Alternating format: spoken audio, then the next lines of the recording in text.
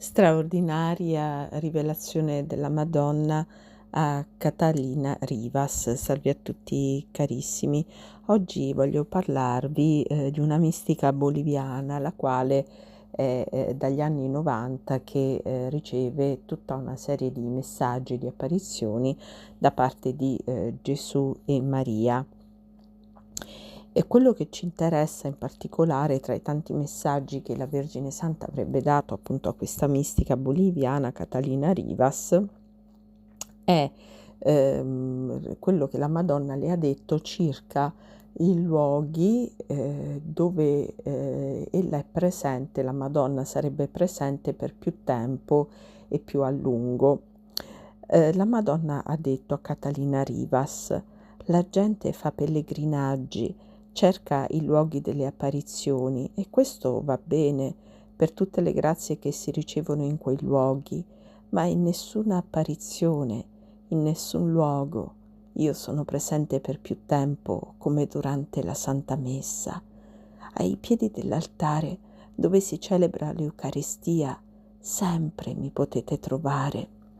Io rimango ai piedi del tabernacolo insieme agli angeli, perché io sto sempre con lui. Lo dico con dolore. La maggioranza degli uomini, ancor più delle donne, se ne stanno in piedi durante la consacrazione con le braccia incrociate, come se dovessero rendere un omaggio al Signore da pari a pari, da uguale ad uguale. Dillo agli esseri umani che mai un uomo è così davvero uomo come quando piega le ginocchia davanti a Dio. Il celebrante pronunciò le parole della consacrazione. Era una persona di statura normale, ma all'improvviso cominciò a crescere, a riempirsi di luce, di una luce sovrannaturale, tra il bianco e il dorato che lo avvolgeva, e diventava fortissima nella parte del volto, tanto che non si potevano più vedere i suoi lineamenti. Quando sollevò l'ostia, vidi che le sue mani avevano sul dorso dei segni, dai quali usciva molta luce. Era Gesù, era lui, che con il suo corpo avvolgeva quello del celebrante.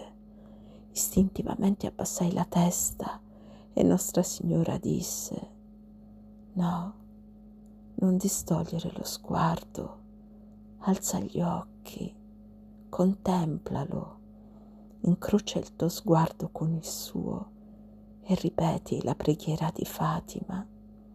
Gesù mio, io credo, adoro, spero e ti amo. Domando perdono per tutti quelli che non credono, non adorano, non sperano e non ti amano. Perdono e misericordia. Adesso digli quanto lo ami. Rendi il tuo omaggio al Re dei Re.